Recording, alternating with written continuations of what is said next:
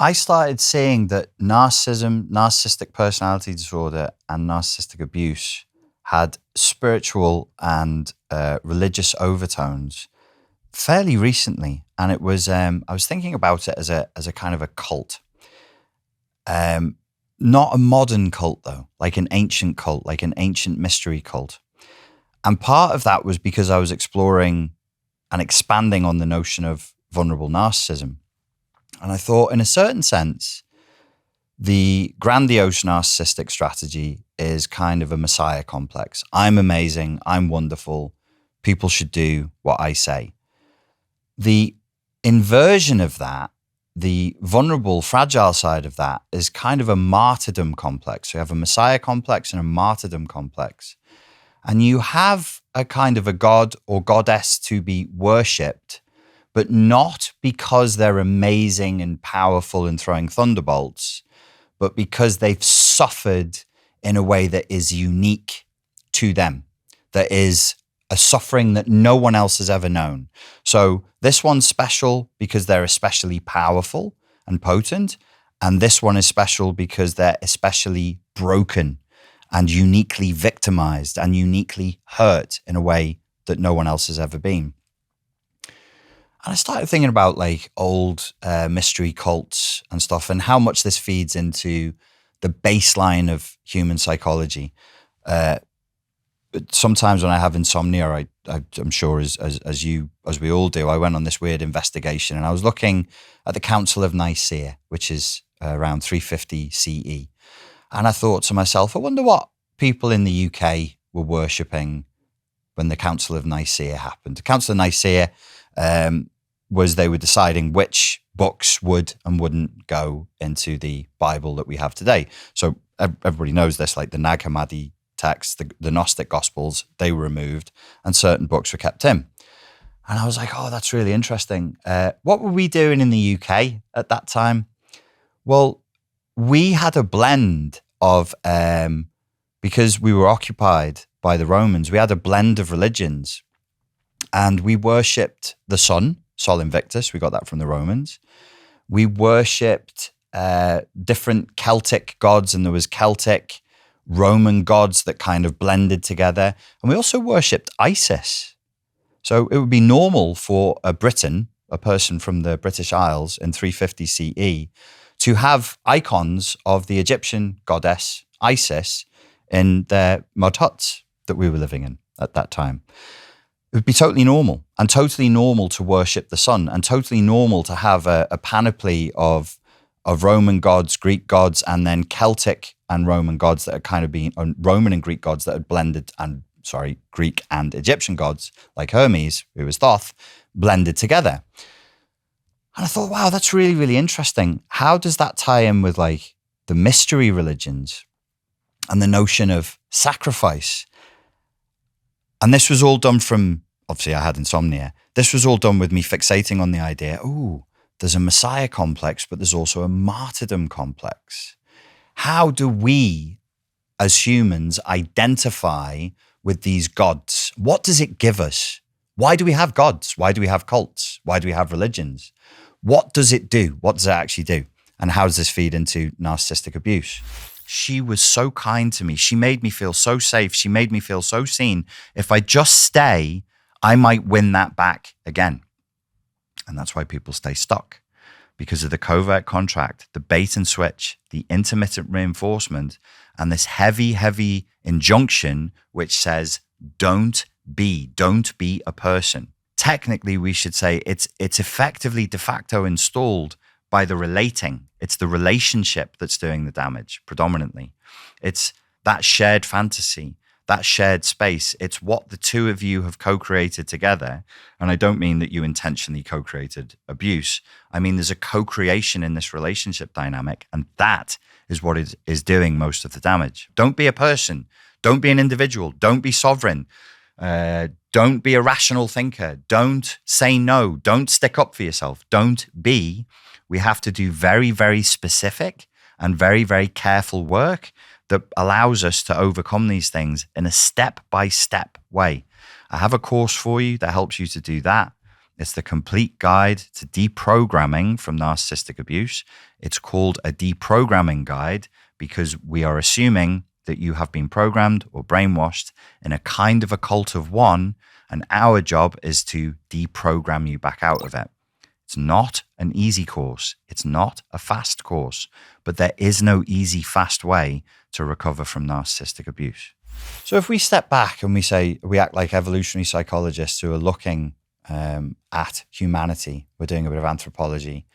Humanity seems to be a species that likes grand narratives, that likes stories. And these stories have thematic similarities across time and across geographical locations that include saviors, that include messiahs, that include martyrs, and that include worship. So then I asked a very sacrilegious question, which is the modern phenomena of narcissism and narcissistic abuse, because this is becoming a huge topic that is exploding in interest, is that partly something to do with the fact that we've lost religion? We've lost a religious, spiritual, and mythic narrative. And so then we start to maybe take some of those yearnings, those needs, those desires, and fire them onto people. They wish to be worshipped. They want to be worshipped as a messiah or a martyr. It doesn't matter as long as they're receiving narcissistic supply.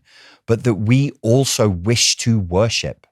It's not just a one-way street where they want to take. It's a street in which we want to give. And this is nothing to do with childhood trauma, the notion of codependency. And I'm not blaming anybody for this. I'm asking the question philosophically. So step back a moment with me. Why do humans ever worship? Why do humans everywhere in the world, every major civilization you can look at, have icons of gods and goddesses who might be like half human, half out, but they usually have human features. There's not many that are purely another species or a completely alien thing. You'll see iconography of human faces and human bodies. Yes, it might have a human body with the head of a jackal, but it has a human element to it. We create that icon and then we fire energy into it, emotional energy, worship energy, psychic energy. In psychoanalytic theory, they would call that libidinous energy, the lust, the life force. Why do we do that? Why do we do that? It is something that we do. We do that because we get something from it. I hold my icon of Isis and I pray to her for whatever I pray for, the safety of the crops or whatever it is. There's a god I really like. You find him, Ibiza is named for this god. So Ibiza was colonized by the Sumerians, but they took some African gods with them. So the main god of Ibiza in the Sumerian times is Tanit, but she brought with her an African god, and his name is Iberus, and he is a short, squat man with bandy legs, and he always has, there's a polite way of saying this, it's a phallus. He's always got a lob on. He's always hard. And he's always got his tongue out, and he goes like this. And when you depict him, he's a little man, he's a tiny little man with a huge phallus and his tongue out, and he protects houses. He's also the god of partying, of dance, of music. He's the god of protecting the fertility of women, and you put an icon of him outside your house, and he keeps evil spirits out so that everyone in the house stays healthy and stays fertile. Why do we do this? Why do we fire psychic energy into icons? Because I think there's something innate in us that maybe it was like a primitive drive towards technology. Like, I'm going to put my life force into the thing, and then the thing is going to give me something. And when the thing was just a thing, we just imagined it. We just pretended. We said, yeah, I've had healthy kids. Why? Because Iberus was watching my house, and because Tanit was watching over the whole of the land of the island where I am. And that's how you ascribed meaning. And look, this isn't just some vague philosophical point. If we have that inside of us, we better be aware of it. If we have a propensity to worship, but we are not doing gods and goddesses because in a post-industrial, postmodern world, it's considered out of date, it's considered weird, but we have the evolutionary drive to worship, we will find our gods and goddesses. And maybe the healthier side of this is loving a musician, loving a pop star, loving an actor, loving an actress. I mean, we literally call them stars from the heavens. Where do all gods and goddesses come from? Most come from up. They come from out. They come from out of earth. They come from on high and they come down. Very few come out of the earth. Most of the things that come out of the earth would be considered demons or devils. That's the healthy side of it. Maybe the unhealthy side of it is narcissistically abusive relationships. Because when I started to go into vulnerable narcissism and really explore it, so that to me would be, I have a more exploded out version of vulnerable narcissism. I'm not just saying, oh, fragile and vulnerable narcissism, they're like shy narcissists. I'm saying it's fully grandiose. It's the full mechanism, architecture of grandiose narcissism, but inverted. It's just as powerful, but the energy is moving in the opposite direction. Just as powerful. Not just some minor subplot, oh, it's mainly grandiose, but there's a good bit of it. No, a fragile narcissist is a whole other realm, is its whole other thing. And I looked, and it's a little bit embarrassing to tell you this, but it's some of the relationships I've been in with women, and I'm like, I was kind of worshipping them. They put themselves on a pedestal, for sure, but I equally was as keen to put them on a pedestal. And I was equally as keen to be a supplicant and a good, faithful servant to my goddess. And you might say to me, but you wouldn't do that if the goddess was evil and if she hurt you. And I would say, yes, you would. There's tons of gods and goddesses who are evil and destructive, and they were worshipped. If you want some really nasty ones that demanded hideous sacrifice, you can look at Moloch of the Canaanites, and you can look at Totec of the Aztecs. And what was demanded to worship that god was horrendous. Like they literally needed people to experience, living humans, to experience a lot of suffering because they felt like their tears and their blood spilled would bring rain for the harvest. And this is what Totec needs. He's called our god, the flayed one. And someone would be picked, and it would be their great honor to be Totec. And they would live as him for 6 months, and they could do whatever they wanted. They would be fed. They could go anywhere. There were no restrictions on them. But then after the 6 months, they would be flayed alive.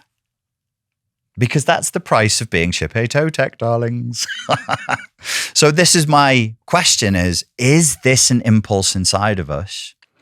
If it is, we can do all of our dry psychotherapeutic language. We can do all of our, like this chin stroking. Yes. And how does that make you feel? And then how does that make you feel? And look at this model and look at this theory. But if what you're dealing with, and that's fine, there's a rational side to humans, but what if there's this huge dark space inside of the human in front of you that is just full of myth and wonder and worship of dark gods and dark goddesses, and we just ignore it? We just go, no, that's not real. That's not happening. This is what Jung was pointing to when he said the shadow, this really misunderstood Jungian concept of the shadow. That's what he was pointing to. What if there is great darkness in you that craves darkness and it's just not being fed? Because if you have a totally rational, I'll now steal from Ian McGilchrist, the master and his emissary, the right hemisphere, left hemisphere theory. If the culture, the postmodern culture, the post-industrial culture becomes very capitalistic, materialistic, Western and mechanistic, everything is left brain. Everything we do makes sense in this psychotherapeutic chin stroking. Yes, and then you buy a house, and then you have a car, and then you go to work. And then, yeah, it makes sense. But what if we don't make sense? What if we're still, because we can't, like Aztec civilization's not that long ago. The other civilizations who are practicing human sacrifice, it ain't that long ago. You could argue that even in Europe, the witch trials and the mass torture of alleged witches and then murder by hanging, burning, drowning, that probably was a manifestation of this drive for sacrifice. What I'm saying is maybe we ain't that rational. Maybe we should have rational therapy and treat the person as rational, but also respect that as human beings, we're still quite primitive and we still have these dark drives and these dark impulses. And somewhere in our healing process, we should maybe address them rather than pretending they don't exist. Ladies and gentlemen, thank you very much for your time and for your attention. Stay flayed.